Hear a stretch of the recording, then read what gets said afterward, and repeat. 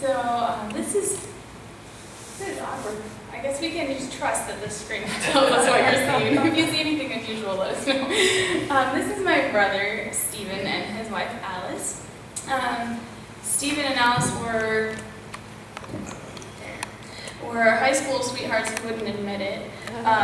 They met at UCA, and we lived across the street from each other because my parents worked there and her parents worked there. And so they would walk home from band together, and we all went to Southern kind of at the same time. Stephen is 3 years younger than I am, but they became good friends, and it was no shock to any of us when they started dating after we had thought they were dating for like 4 years. And then 6 months later they got engaged, and 3 months later they were married. It all happened very fast, but it really wasn't that fast. But Stephen and Alice have always had a heart for missions. And they met, one of the bonding experiences for them was a mission trip to Borneo while they were at UCA. And so it was also no surprise to any of us when, after he had taught math for 2 years at Highland Academy in Tennessee, when they felt called to go to the mission field. And a year ago in May, so a year and a half almost ago, they went to the South American country of Guyana. Guyana is kind of in the northern part of South America. This isn't working quite how it worked at home. And so up, if you can see, Venezuela is purple on the map, and then just to the right of that is Guyana. It's kind of a pinkish color on this map. And so they went to Guyana. They're in a village called Parima that's out in the middle of the jungle, just kind of in the middle of nowhere. Can you tell me this, dude?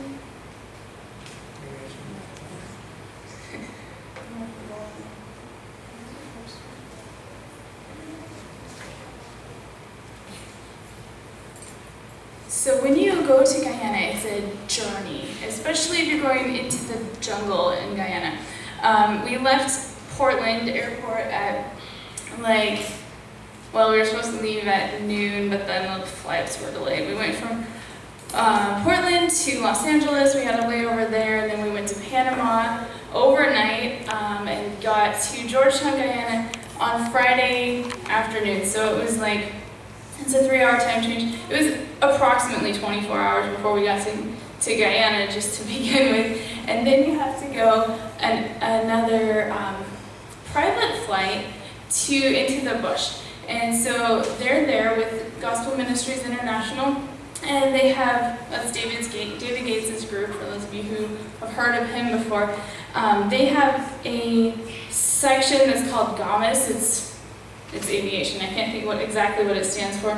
And James Ash is a pilot who's located there, who has a Cessna 172, I think. You'll see it in a minute. Those of you who are airplane people will know. And so he flies a medical mission plane. There we go. To the different remote villages out there. That's the plane. We'll get it bigger in a minute. And so James came to the international airport and flew us out to Parima village, and that was another 3-hour flight before we got to where we were actually going. So this is the plane. This is what it looked like. Huh? Is it a Cessna 182 or? It might be 182. Yeah? Yeah, it's a 182. Okay. I knew I had 2 and 1. So this is the plane. We fit. James and my dad were in the front, and then Brandon and my mom and I fit in the 2 seats in the back. It's a good thing we're all pretty small. And so that's what it looked like flying over. Just beautiful. Everything's so green. And then the airport at Parima Village looked like this. It's just a grass strip, but everything's just absolutely beautiful. So this is the village, or the campus from the air. And so you can see the different buildings that make up the campus, and we'll get closer up later. Anything you want to say about campus?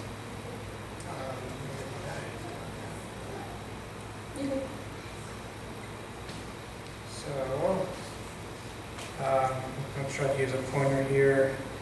So this was the main campus, and you can see right there, that's the house that we were staying in the river over here.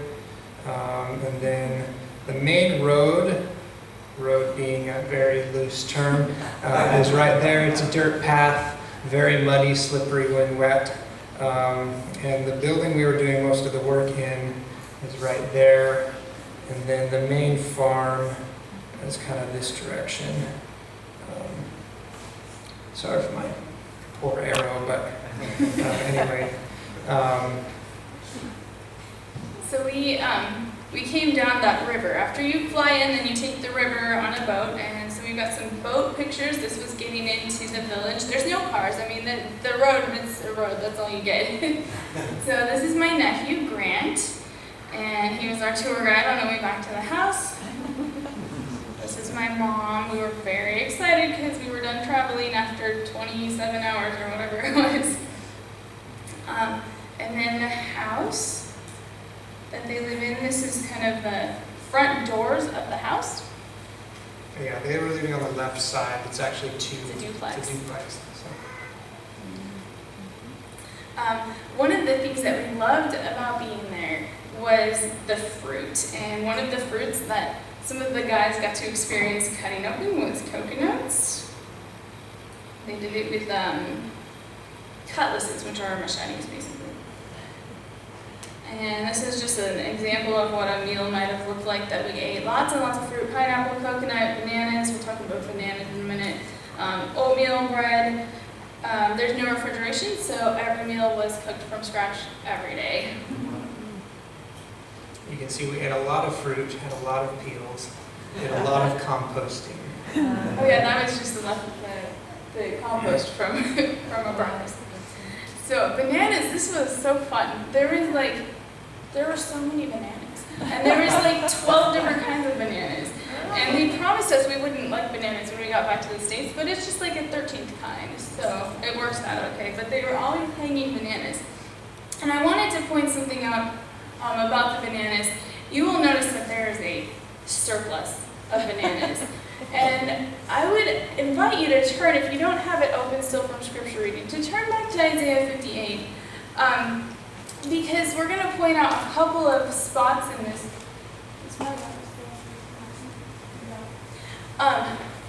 This is Stephen's theme text. It's Isaiah 58, and in his words, and I think I would agree, it just condenses the whole gospel. And so if you look, you'll find they had a chance here, verse 7, to share your food with the hungry. And so I would encourage you to kind of keep your Bible out and see if you can find the other times through our presentation here where you can think of chances that they had to do something that God requests us to do in Isaiah 58. This is called soursop. The inside is white, and they said it was like applesauce combined with tapioca. Brandon didn't like it. No, these were good. Oh, it was something else. My mom didn't like this one. The texture is crazy. It had some big black seeds in them. They had sweet sop and sour sop, and I can't remember which one I didn't like and which one I did. But one of them was just not good, and one of them was super good. So. This is a pineapple farm. They have a whole farm that's attached to the school campus that they grow their own fruit. Well, you can't really buy anything, so you have to grow it all. But this is baby pineapples, and later we'll have a picture of the grown-up pineapple plants. One of the first projects that we decided needed to be done was to put screens on the windows. Yeah, they didn't seem quite as urgent as we felt about the screens, but we were tired of getting bit by mosquitoes very soon after arriving, and so we put up the screens for them. And I think at least a few of them will help airflow in their house move a little better at nighttime. During the day, though, everyone just opens up their houses, takes screens out of the windows, bugs come and go. If you close up your house, though, it gets really hot and the bugs get stuck in there. But so anyway, at nighttime, those screens were helpful. Screens. Another picture of the house. And So this is looking at the campus. The school it was set up as an industrial college where they were training the students to do, I don't actually know what they were training the students to do. Well, there was a woodworking class there at one point, carpentry, any number of things that they could use in the village they were originally set up for. They had, some machines, planing tools, and all that kind of stuff. But currently they're running it as a secondary school, so kind of like a 7th grade through 10th grade equivalent here. And that was the cafeteria. You've got the other buildings here. So yeah, this is the cafeteria. It was originally a nice campus that hasn't been maintained, and so there's a lot of work that needs to be done. One of our big projects was that the way they've been teaching at the school is a little different than how a high school would work here. The teachers rotated between classes. So if you were in 7th grade, you would just stay in your 7th grade room, and then the teachers would drag all their stuff between. Well, my brother's a math teacher. There are not consistent whiteboards in the classrooms, and you think about trying to teach math without having your supplies, and then he would have to take all the textbooks between classes also. Yeah. And so one of our jobs was to divide up a classroom, like a big open space, into a classroom and another space so that he would have a consistent room that he could teach in. And so these pictures are of us putting up a wall. You want to talk about getting the wood? So you want to build an addition to your house around here, you hire a contractor, or maybe you do it yourself. You go to Home Depot or Lowe's and you buy lumber, and it's already the right size, and maybe you have to cut the end off, but then you put it up. And you also maybe use some plywood and all sorts of other things.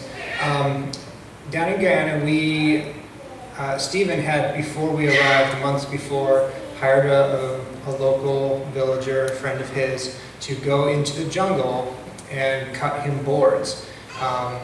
They head out into this jungle of dense forest, hardwoods, heavy lumber, cut it down with chainsaws, and the chainsaw is also the lumber mill, and they cut the boards with the chainsaw by sight.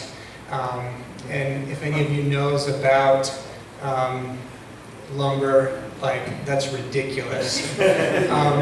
And so you get the boards back to the work site, and to get them to be the same thickness and to be smooth, we ran them through this old planer again and again and again and again, because as great as they cut these boards by sight with their chainsaw, and it was really actually very impressive. It's still, a plane takes off a little bit and a little bit and a little bit. Anyway, it took a very long time. We made lots of sawdust. It's also, because the wood was so hard and it was still wet because the humidity is so high there, you couldn't take off more than just a fraction with each pass on the planer. So that's part of why it took forever. Yeah, so building a wall in this building that would probably normally take in half a day tops here, that was our project. For 2 weeks. For 2 weeks. And there's some more pictures here of the building process. Cheryl was in charge. No, her dad was in charge, and we were the grunt labor. So there's a stack of some of the boards. That's not all of it. Yeah, that's not all the boards. Little Grant was in charge of driving the tractor. He's very serious about his job. After running it through the planer, some of them had to be hand planed here and there. The planer jammed up a lot. It was a long process, and trimming them. Let's start to get here so you can see the wall being finished. Sometimes they were using the cordless Makita saw, circular saw to finish the edges, and then they tried some old one they found somewhere that had a cord that we had hooked to like a power strip hooked to another thing. That didn't work very well. There were sparks and pretty colors, and then we went back to the Makita. Yeah, but a cordless Makita is a limiting factor when you're trying to do this kind of thing, obviously. So it was, okay, we cut 2 boards, now let the battery recharge. All right, we cut 2 more boards, now the battery recharge. But the wall got done. the day that we were leaving, the wall got done. And so that surface, he will be putting some plywood on it, and then he got the rollable whiteboard stuff that you can get here in the States that he can put on there, and he'll have a wall-to-wall whiteboard surface that he can use for teaching math, which will be incredibly helpful.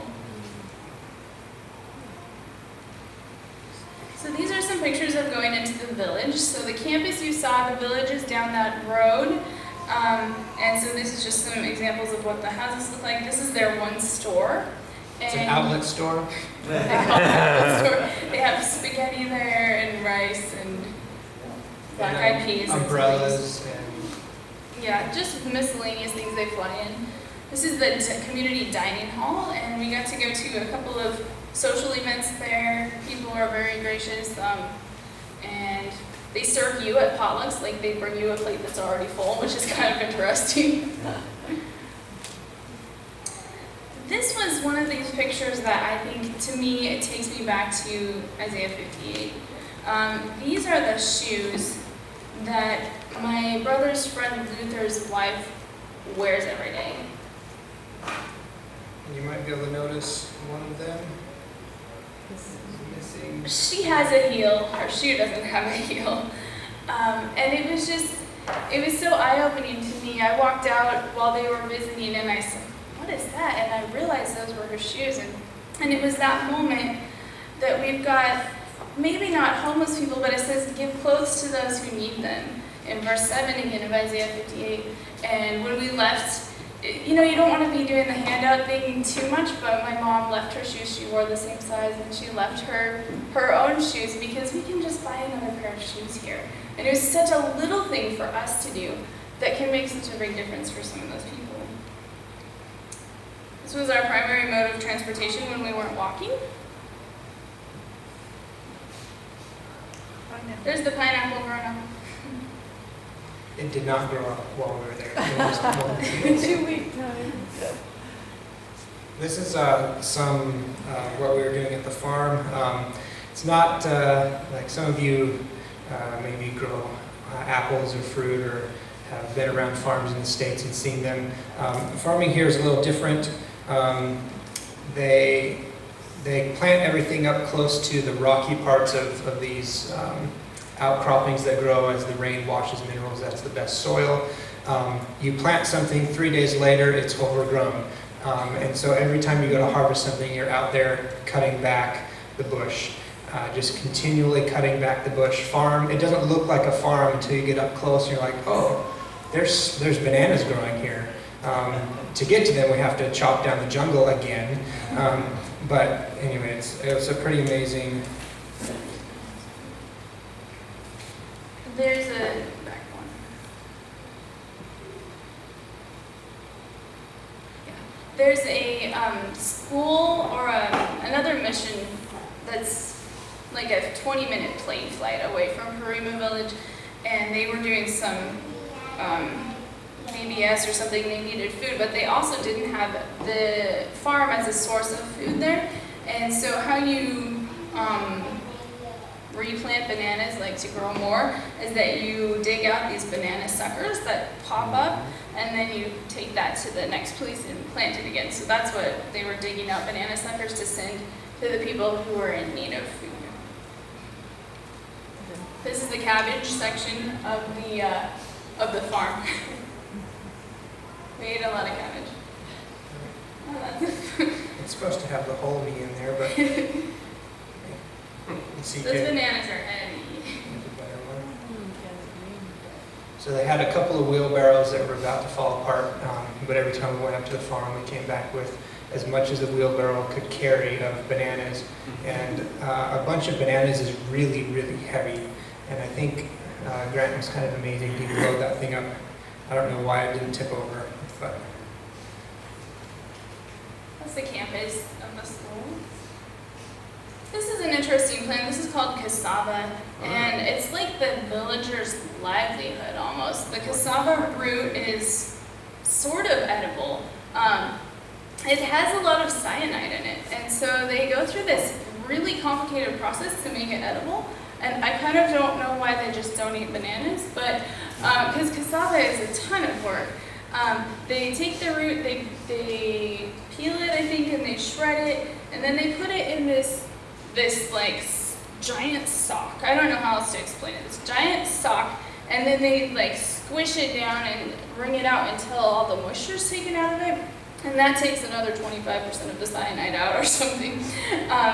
And so that's the little machine, and then they make it into cakes, and they lay it out on like this roofing material kind of stuff, and it dries, and then it makes these round bread cakes.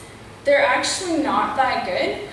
We did eat a lot of them, but it's really, really dry. All it is cassava. It doesn't have flour or anything in it, and you dip it in everything. So you have soup and cassava, you have beans and cassava, you have bean broth and cassava, but there's always, in the villager side, there's always cassava bread in everything. And it turns out not to be poisonous by the time you've gone through this whole process, I guess.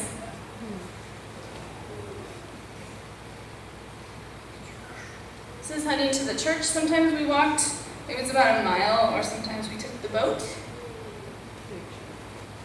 It is a big church. So this is an interesting thing about this village.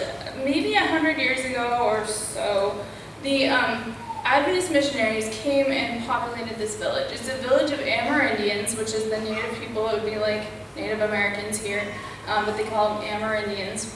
And they evangelized, and the whole village basically is Adventist. And so this church fills up every Sabbath, all the way full. It's probably about this size, but all the way packed full.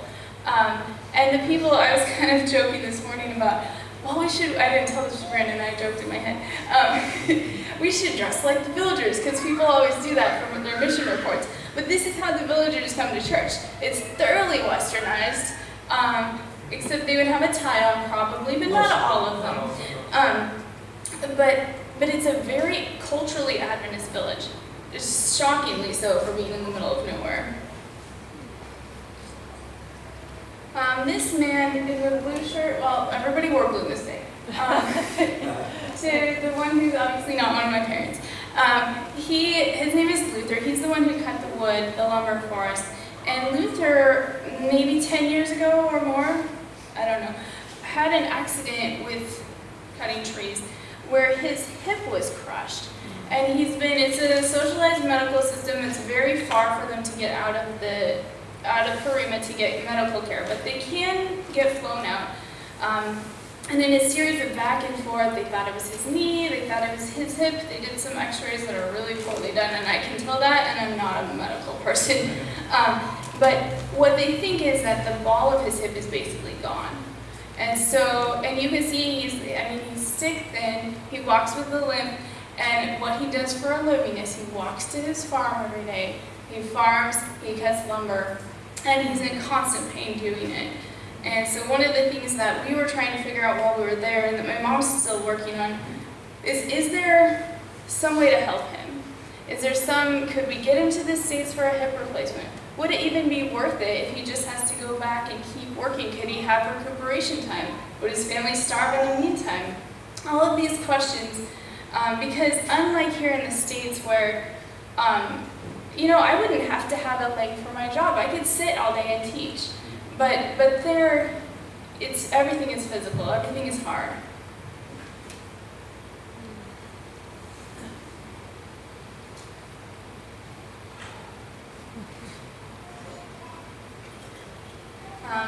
This is their worship leader kind of guy. He did a lot of singing. We got some fun time too, coloring with little Grant. This is us waiting for a job that was grunt labor because sometimes it was just all stuff too complicated for us to do while the wall was going up. My dad fixed a lot of motors while we were there. Yeah, when there wasn't enough else to do, he just find a motor and fix it. I think he fixed 2 outboard boat motors, a generator a couple of times, this motorcycle. Maybe other things we maybe don't know other about. things, yeah. This is the landing where you would get off the boat to go to their house.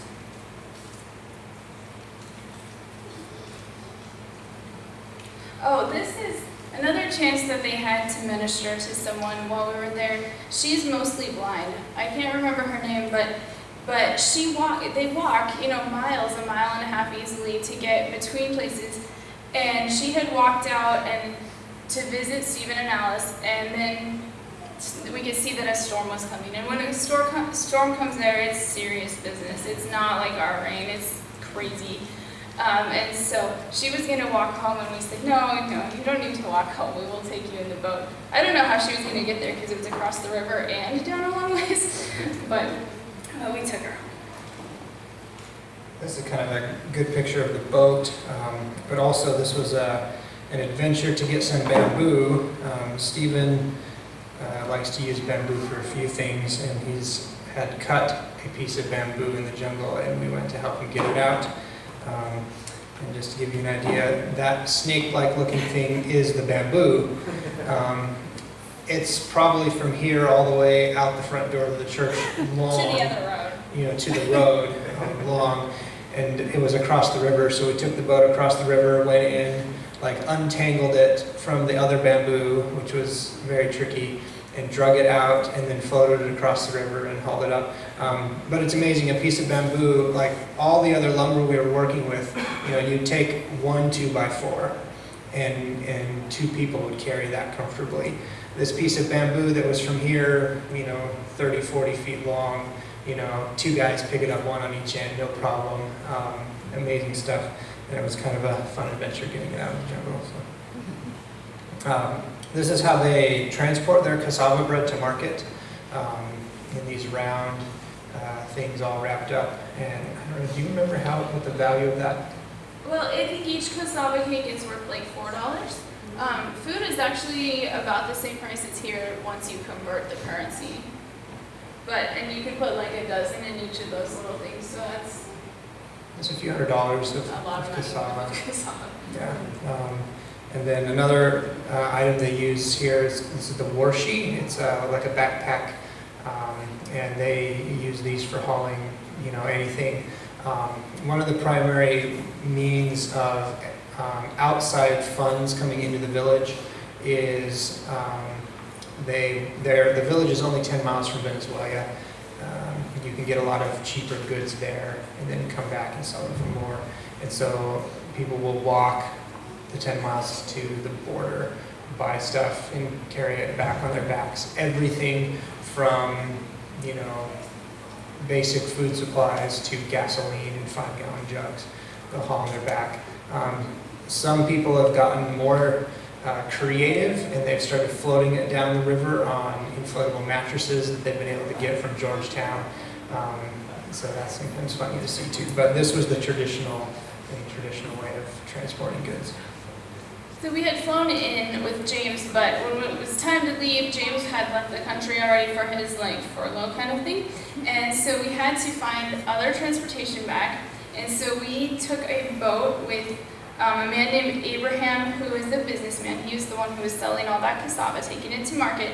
So we went on a 6-hour boat trip with him to go to a village where you could get a commercial flight out. So this is some pictures of the exit trip. It rained really hard, and they told us to put this big black plastic over all of our heads, and that was kind of exciting. But we made it out. I cried that night because I still felt like I was doing waves and waves, even after we had been stationary for a few hours. And this is our family picture on our way out with everybody, and the flag is there. And the pictures from the airplane. It wasn't like a jet, it was like a twin prop. I don't know, just a little. It's a Cessna Caravan. And then we got to Georgetown for a few days, and then we got to take our big plane back out of Guyana. So that was the summary of the trip. Some of the things that really struck us while we were there.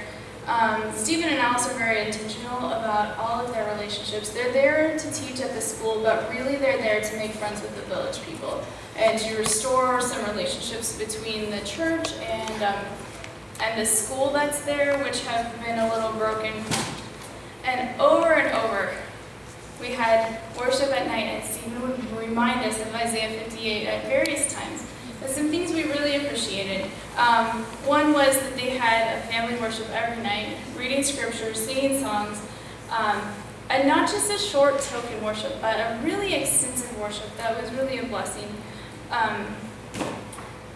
Many, many spiritual conversations that came up, and just the way that they were willing to do anything for anyone, whether it was sharing the bananas when people came by and they were hungry, or they were just visiting even, and you're like, here, I have something I can give to you, or stitching somebody's head up when they were hurt. Everything they did was an opportunity to bless people. Yeah, they've gone down there to work for this mission school. Stephen is teaching math, which is all very worthy and good. But the even more important thing they're doing there is they're building relationships, making friends, and sharing Jesus through normal, everyday interactions of that relationship building. And it's very amazing to see that they've got their official mission, and then they've got their true mission, which is like building relationships with these people. Which I think applies to every one of our lives, because here in the States we all have a job, and in some of our cases our job is explicit, like clearly mission oriented. If you're teaching at a Christian school, if you're a pastor, if you're like, these kinds of things are just obvious kind of a mission thing. But then there's our behind the scenes mission that every one of us has, which is to make relationships with the people around us and to touch their lives for Jesus. And I just want to bring us back just briefly to Isaiah 58, to the overview of the chapter, because I think it's really important. It starts out with the Israelites being mad at God. Verse 3, we have fasted before you, they say. Why aren't you impressed? We have been very hard on ourselves, and you don't even notice it. This is God. I will tell you why, I respond. It's because you're fasting to please yourselves. And then further down, verse 6, no, this is the kind of fasting I want. It's not about beating yourself up. Free those who are wrongly imprisoned. Lighten the burden of those who work for you. Let the oppressed go free and remove the chains that bind people. Share your food with the hungry and give shelter to the homeless. Give clothes to those who need them. Do not hide from relatives who need your help. Verse 8, then your salvation will come like the dawn, and your wounds will quickly heal. Your godliness will lead you forward, and the glory of the Lord will protect you from behind. Then when you call, the Lord will answer. Yes, I am here, he will quickly reply. And then in verse 13, it talks about that part of the result of all of this is also related to Sabbath. Keep the Sabbath day holy. Don't pursue your own interests on that day, but enjoy the Sabbath and speak of it with delight as the Lord's holy day. Honor the Sabbath in everything you do on that day, and don't follow your own desires or talk idly. Then the Lord will be your delight. I will give you great honor and satisfy you with the inheritance I promised to your ancestor Jacob. I, the Lord, have spoken. And so it just all kind of ties together that if we're working on that mission of ministering to other people, that's what gives us the Sabbath blessing, and that's what gives us a blessing as Christians.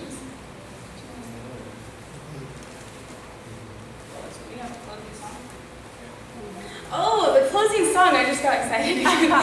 So one of the things that Stephen and Alice did is that they teach a music class every week. We had it at 6 o'clock in the morning on one Sunday because that's when they do things there. Yeah, church board is at 5 a.m. on Sunday. So, and Pathfinders, I think, is at 5 a.m. on Tuesday. They like to get things done so that then they can go work in their farms. And we were kind of glad we don't do that here. But one of the things that they do is this music class. And on the last Sabbath that we were there, we shared two special musics. One, the whole class, and the other one was just my family. Stephen and Alice and my mom and I sang this piece, Shalom, which is going to be our closing hymn. And we did it as a round, unaccompanied. And so we're going to have Dick and Dorothy come up and help us lead. And you've sat very strangely, like all on one side, so I'm going to have to figure out a different position than left and right, because that's not even fair. Maybe we'll split